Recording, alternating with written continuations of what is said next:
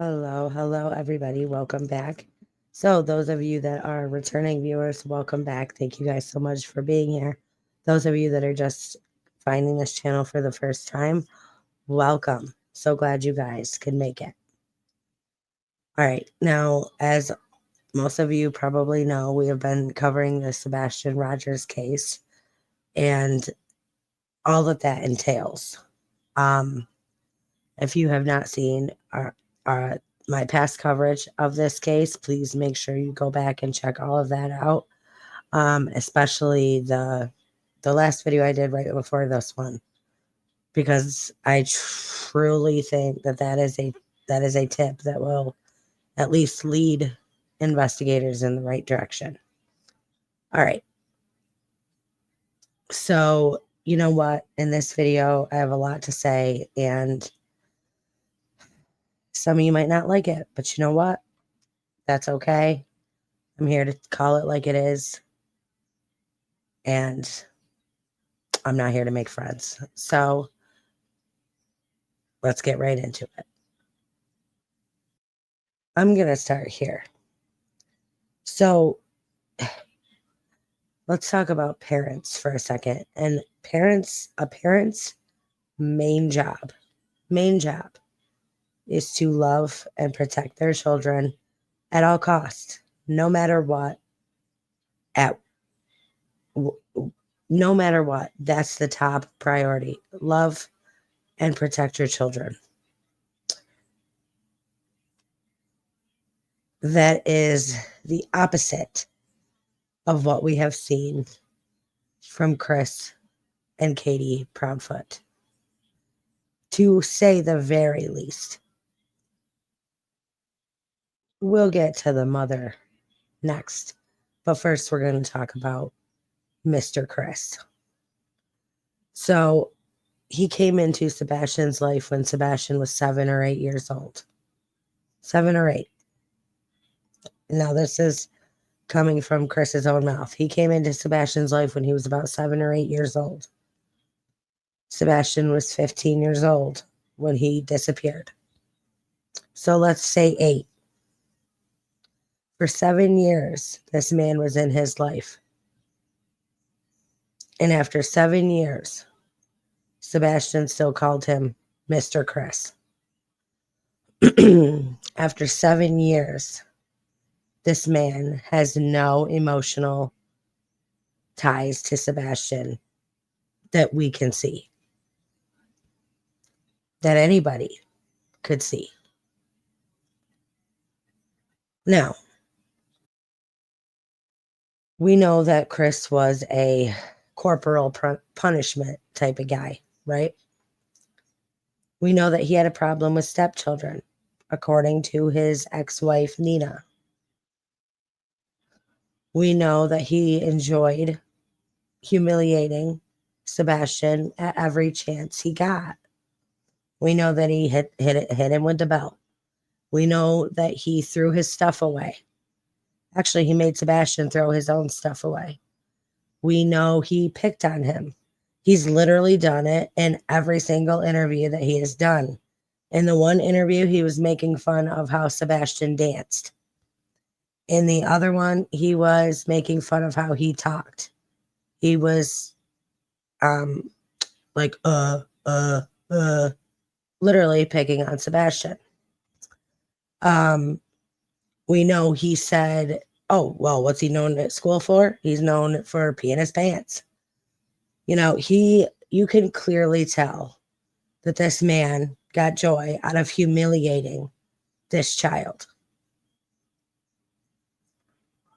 Now, what did Chris have to say about the searching? So he was on an interview on a panel, and he was getting all upset and butthurt because he was being accused of not searching. And this was his answer.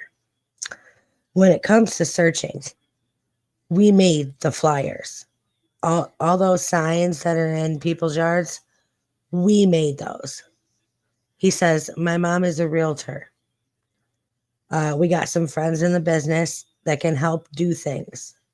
My mother got the signs made for us. Really great friends really great friends of the family, really great community who went out and placed those signs. And then the only other extent of searching that this man has done, by his own word, is to jump on YouTube channels and basic pretty much talk about himself. He's not boots on the ground going out searching. His mother is not boots on the ground going out and searching. They had his mother got the signs made. They had friends and family who walked around and placed the signs. They had friends and family who walked around and flyered.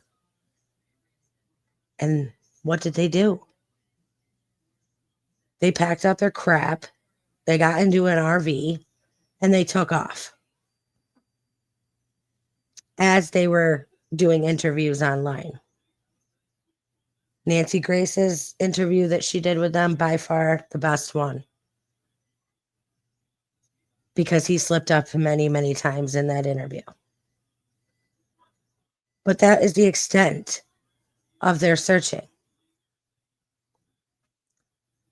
Now let's talk about Katie for a second, whose main job in this world is to love and protect that child. She did not do her job, or we would not be here today. We would not be having this discussion. But she didn't do her job.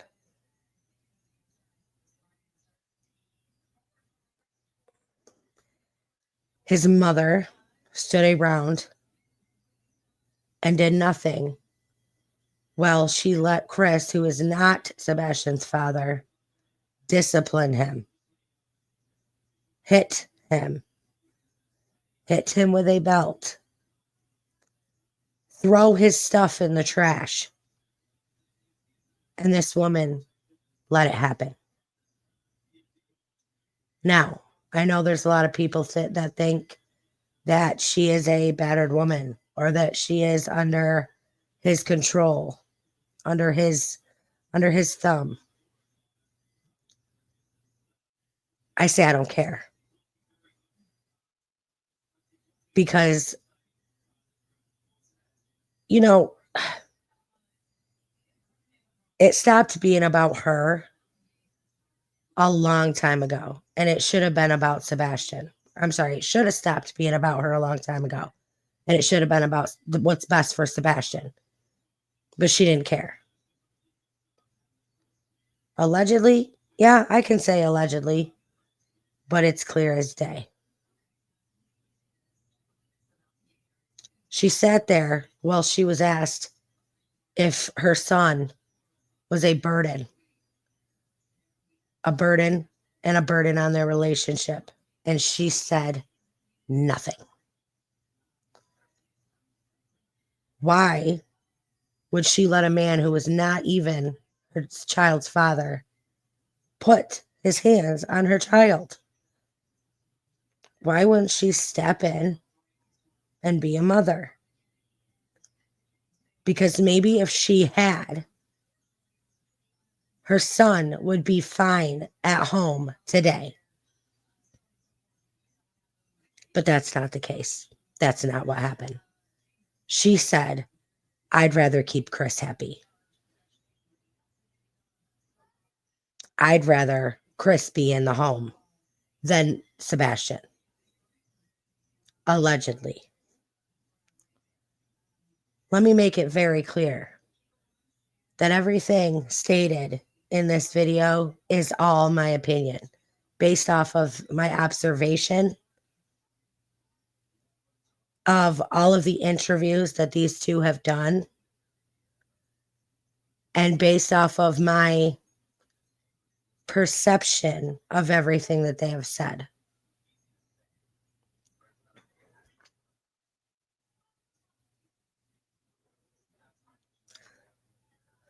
Some people out there are not meant to be parents, but are.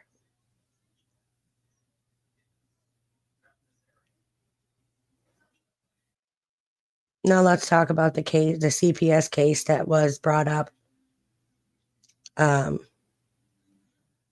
before they moved to Tennessee in California. Let's talk about that case for a second.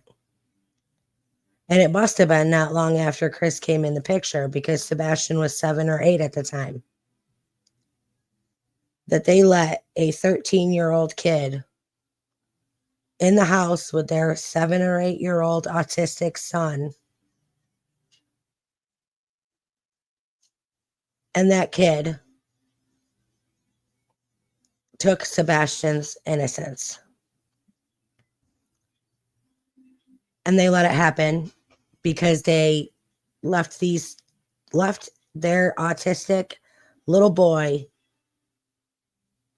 with a 13-year-old kid all day long for hours and didn't check on him ever.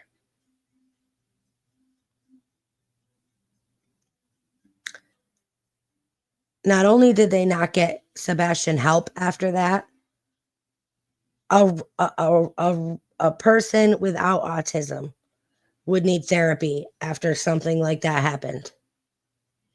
But an autistic child who already doesn't understand or know how to process his feelings, to not get him help after something like that, not only did they do that,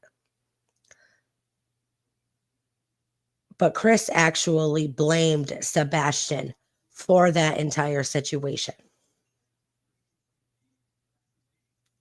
Now, you, me, all of us normal people can look at that situation and see that Sebastian is clearly the victim, but not Chris. Chris blamed Sebastian for that. He thought Sebastian was disgusting for that, and that was not Sebastian's fault. How these two can screw up so badly, have CPS called on them so many times, and never once have anything done and had that child removed from that home is absolutely astonishing to me, because everybody failed Sebastian. Now his father, he did not know how bad it was. He said he knew there was times where Sebastian didn't want to go back home, but he didn't know about the CPS calls. He didn't know about the abuse. I mean, he knew about what happened when Sebastian was a kid, and he certainly blamed Katie and Chris for that. But in the state of California, apparently, there was nothing that could be done. So, he's kicking himself, saying, I feel like crap. I wish I would have known more. I wish I would have I wish I would have made it my goal to find out more, because I would have saved my child from that environment. But everybody else, that goes for the state, the county workers, Chris and Katie, Chris's parents, anybody else that knew what that little boy had to live under in that home, and nobody did a damn thing. Every single one of them is to blame for Sebastian missing today. Every single one of them. And why is it that a kid can just go missing? A kid can just vanish into thin air. And the people that were responsible for him, he disappeared from their house under suspicious circumstances.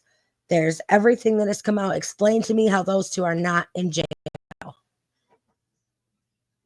It is absolutely bonkers to me.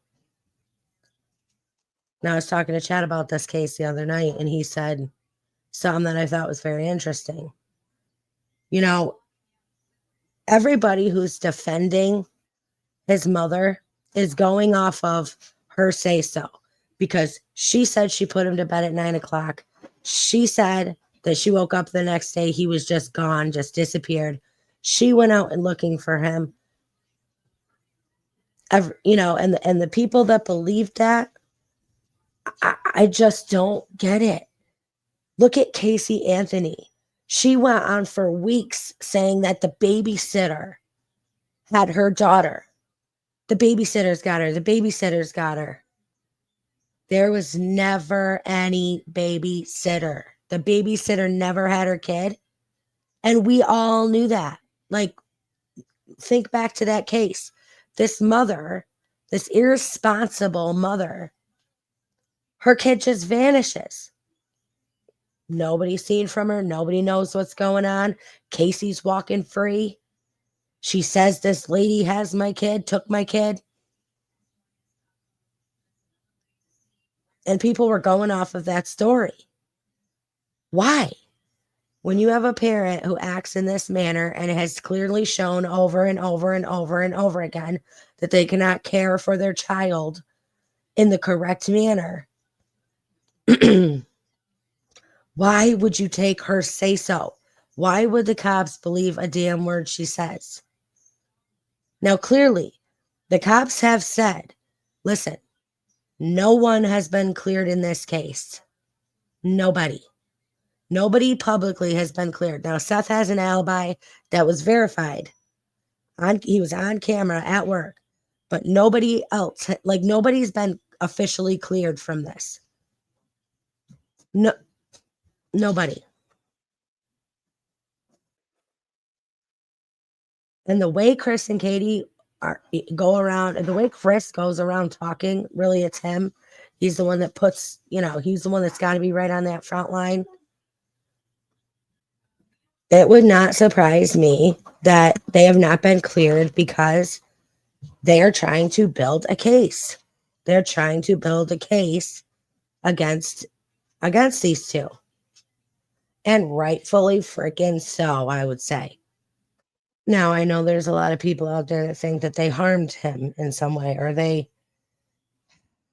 officially ended him in some way. I personally don't think that. I do think he is alive somewhere. But a lot of people don't agree with that because they're like, if she just didn't want him, she would have given him to his father. I don't think that's the case with her. When she filed for divorce against Seth, she accused him of DV against Sebastian. She got an attorney. She got a restraining order. She got a move-out order, and he was required to move. The court ended up looking into it and dismissing everything. Divorce is ugly, okay? And the children are always the ones that pay for that, especially when one parent hates the other one. I mean, let's face it, if there wasn't some hate there, the divorce wouldn't be going on. But the children get used as pawns in that. And parents are like this every day. They were like, I would rather not if I'm not going to have my child, he's not going to have my child. So it could have been she could be that type of person. Now, I'm not saying that she is, but from everything I've seen and of her character, I would say she's that type of person. Allegedly. I know I have not talked much about Chris's mother, but there is something very important that I wanted to bring up. Now Seth said that he got out of work at 7:00 that morning. He got to his truck about 7:20. He had heard the 911 text message from Chris. He called them, found out Sebastian was missing, and he immediately drove there. Now, I looked it up. From Nashville to Hendersonville, it's about 21 minutes. Okay. Now, here's the thing. Chris's mother lives in Gallatin. Gallatin to Hendersonville is 16 minutes. Now, Seth said when he arrived at the house, Katie and Chris's mother were the two there with all the law enforcement. So here's my thing. Katie says that she got up that morning, couldn't find Sebastian, called Chris. They were on the phone. She had gone all around the house looking for him, couldn't find him. She's driving around looking for him, all while she's on the phone with Chris. Chris then three-ways the sheriff's office, not 911, the sheriff's office. And Katie gets back to the house And within 10 minutes, the police were at the house. And she was still on the phone with Chris at this time. So if she's on the phone with Chris, Chris is still on the phone with her. Who called the mother and how did she get there so fast? Unless it's actually true that she was around the corner from the school at that store when Katie was supposedly driving around looking for Sebastian. How else could his mother have gotten there before Seth? Really makes you think. I wish we lived in a world where we didn't have to make videos about calling parents out for what they do or don't do, for their care or their lack of care. I wish we lived in a world where parents just loved their children and protected their children and did what they could to be the best parents they could be. But we don't live in a perfect world. And you do have parents that harm children. You do have parents that don't want the children that they have. And instead of just coming out and saying that, they end up doing something bad ends up happening to that kid.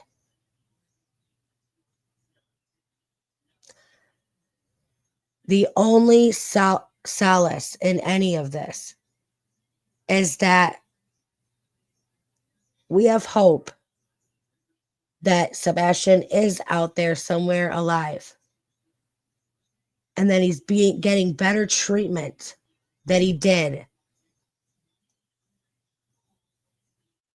than he did in the last 8 years being in the house with that man and that mother who chose that man, who continued to choose that man every time he did something to Sebastian. Every time he did something to Sebastian, he picked on Sebastian, he degraded Sebastian, he disciplined him, he hit him, he threw his stuff away. Anytime he did something and Katie did nothing, she chose that man over her son.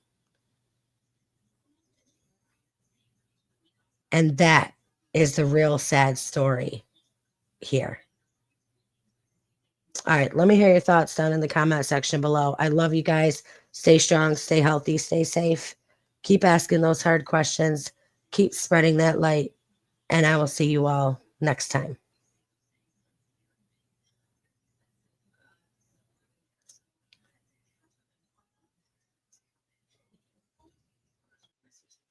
One more quick thing that I wanted to add in here. You know how I can know all of this and how I can say all of this? Because I had one of those mothers. I had one of those mothers that maybe should have took the night off that night. I had one of those mothers that should have never been a mother, that had no interest in raising her children, taking care of them, protecting them, or loving them. I had one of those mothers that chose everything else over her own child. That's how I know. That's why I can sit here and say the things that I'm saying, because I have the experience. All right. I'll see you guys next time.